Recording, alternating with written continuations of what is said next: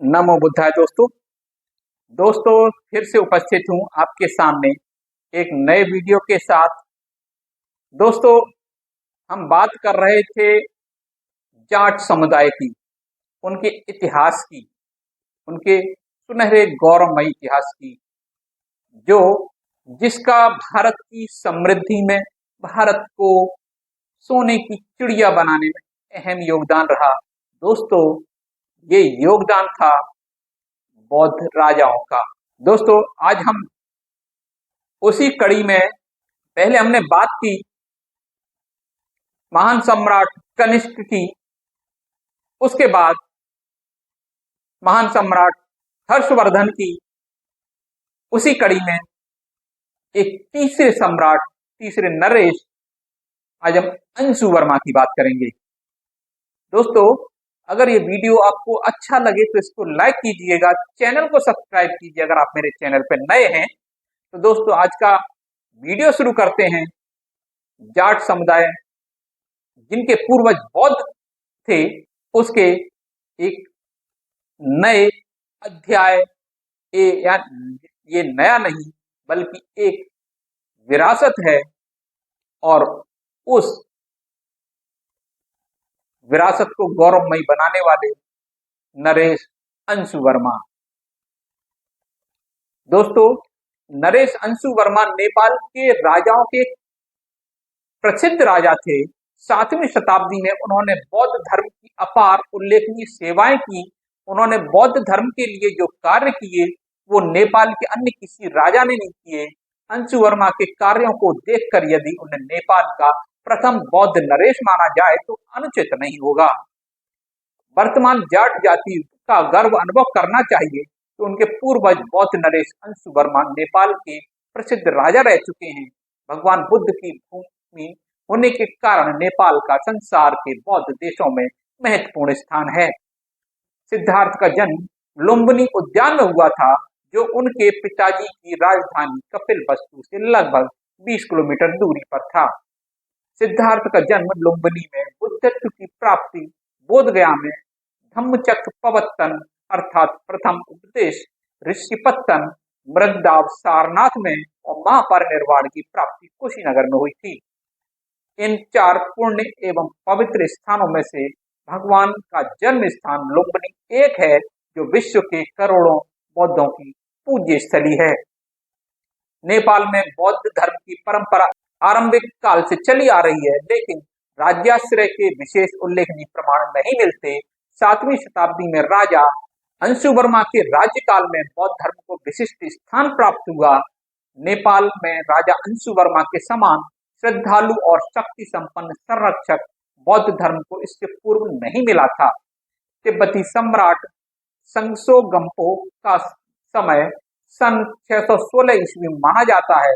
अंशु वर्मा उसके समकालीन थे। केवल समकालीन ही नहीं बल्कि दोनों के घनिष्ठ संबंध थे। गम्पो ने अन्य प्रदेशों के साथ साथ नेपाल पर भी विजय प्राप्त की थी। राजा अंशु वर्मा ने गम्पो को अपनी पुत्री खिष्ट भृकुटी विवाह में देकर मैत्री स्थापित कर ली, ऐसा प्रतीत होता है। प्राचीन काल में मैत्री स्थापना के लिए यह सबसे बड़ा शस्त्र था। उधर चीन के सम्राट को भी गम्पो के साथ भी यही करना पड़ा। राजा अंशु वर्मा की पुत्री अपने साथ अक्षोभय, मैत्रेय और तारा की मूर्ति तिब्बत ले गई। उसी प्रकार चीन के सम्राट की पुत्री बुद्ध की एक मूर्ति ले गई, लेकिन उनके पास इतना धन नहीं था कि वो अपने इष्ट देवताओं के लिए विहार बनवा सकें। राजा गम्पो ने एक जलाशय पटवाकर लहासा नगर के मध्य भाग में राजकुमारियों के इष्ट देवताओं के लिए सुंदर विहार बनवाया, जिसे आजकल भट्टारक या स्वामी गृह कहते हैं।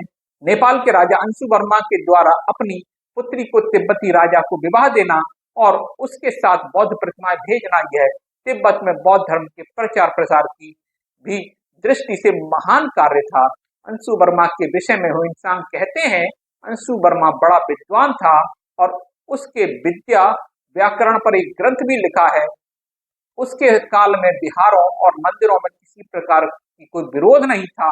इन दोनों के उपासना स्थलों की दीवारें एक दूसरे से सटी हुआ करती थी। उस समय नेपाल में 2000 भिक्षु निवास करते थे। उसमें कुछ स्थिरवादी और कुछ महायानी थे। राजधानी के दक्षिण में 10 ली पर एक पहाड़ी थी जिस पर कई मंजिलों वाला एक विहार भी था। सम्राट हर्षवर्धन और चीन के सम्राट ताइत्सुंग के मध्य राजदूतों के माध्यम से संबंध स्थापित हुआ था। जिस समय दूसरी बार चीनी राजदूत मंडल भारत पहुंचा तो उस समय सम्राट हर्षवर्धन की मृत्यु हो चुकी थी। सम्राट के उस मंत्री ने, जिसने हर्ष के राज्य पर नाजायज कब्जा जमा रखा था, उसने चीनी राजदूत मंडल को अपमानित कर उसे कैद करने का प्रयत्न किया था। इस दूत मंडल ने भोट यानी तिब्बती तथा नेपाली राजाओं की सहायता से उस अर्जुन नामक मंत्री को पकड़वाकर दंडित किया था। उस समय नेपाल की गद्दी पर राजा अंशुवर्मा ही होना चाहिए था। अंशुवर्मा के काल में नेपाल का संबंध तिब्बत के साथ दिन दूना रात चौगुना बढ़ता गया। प्रारंभिक विद्वान और अनुवादक जो संस्कृत के ग्रंथ लेकर तिब्बत गए थे, उनमें नेपाल के महान विद्वान शीलमंजू का नाम विशेष रूप से उल्लेखनीय है। बाद में शांत रक्षित के समय दोनों देशों की मैत्री में अत्यंत वृद्धि हुई। भारत में बौद्ध धर्म पर जब कभी संकट के बादल छाए तो भिक्षुओं को धर्म ग्रंथों के साथ पड़ोसी देशों में आश्रय के लिए जाना पड़ा था। इन देशों में नेपाल का विशिष्ट स्थान रहा। बौद्ध भिक्षु ग्रंथों को लेकर नेपाल गए और वहां से तिब्बत गए। वे वहीं तक नहीं रहे लेकिन चीन जा पहुंचे। तो दोस्तों, ये था महान राजा अंशुवर्मा के जीवन के वृतांत।